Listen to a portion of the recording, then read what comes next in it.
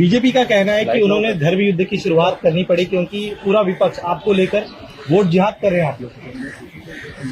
या नरेंद्र मोदी की कॉन्स्टिट्यूंसी में मेजॉरिटी कम हो गई।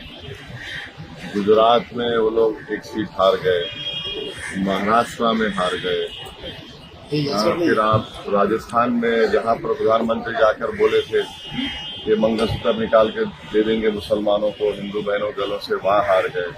हैदराबाद में 3,40,000 वोटों से हारे।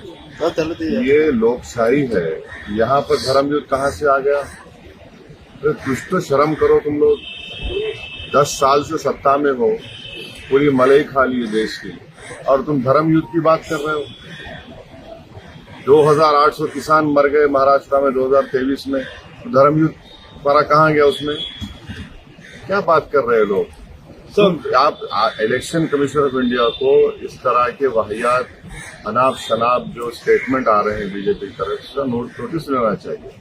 और ये क्लियर कट वायलेशन है मॉडल कोड ऑफ कंडक्ट का। और बोल रहे हैं जिहाद। कहे का जिहाद? कहाँ का जिहाद हो रहा है? धर्मयुद्ध कहाँ हो रहा है? आप तो हिंदू मुसलमान लड़ाने की बात कर रहे हैं। आप तो वही उस तरह रोटी सेकना चाहते हैं अपनी, आप दिखाने को कुछ है ही नहीं आपके पास। तो इसलिए अब आप आगे हैं असली नफरत के एजेंडे के ऊपर।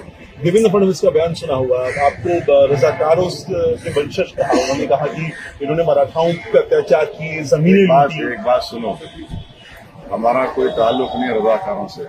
जो रजाकार थे वो पाकिस्तान भाग गए, जो वफादार थे देवेंद्र फडणवीस की बात भी नहीं हराम कर रहे हैं।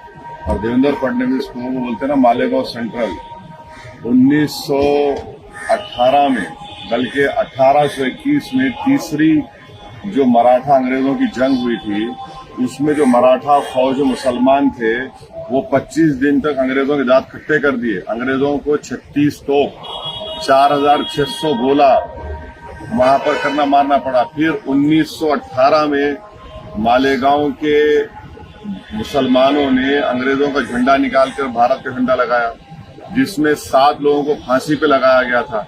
देवेंद्र फडणवीस वो मेरे पूर्वज थे, तुम्हारे नहीं थे। तुम्हारे जो हीरो थे वो जेल में बैठकर लव लेटर लिख रहे थे।